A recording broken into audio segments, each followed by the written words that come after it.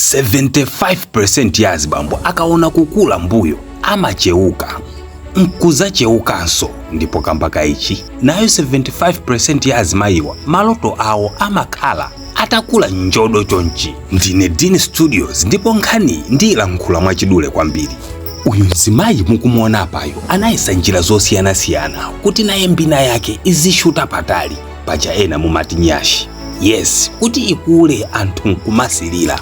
Wayesa mapilisi zakanika, ndipo anayamba kutenga ma Jackson after Jackson, injection after injection, ndipo mbuyo inkanyinyirika mmakulidwe. Mzimayiyu sanafune kufowoka. Injection again after injection, kenako boom.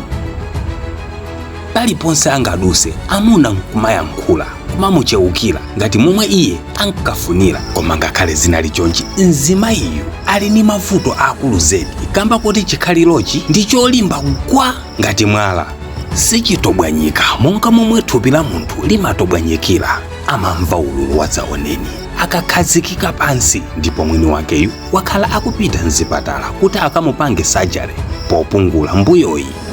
Koma zinakanika, ndipo pano anachivomereza kuti akhale ndi nyashi yomweyi poti anthu sakudziwa zomwe zili mkati mwake. Nkhani tapangira iwe m'bale wanga wa Chimalawi yemwe ukuyesesa kupopa mbuyo. Chonde kumanani kaye ndi anzanu anapopa kalewo kuti muli ubwino ndi kuyipa kwanji, kenako mupange chiganizo kuchokera pamenepo. Gawani uthengawu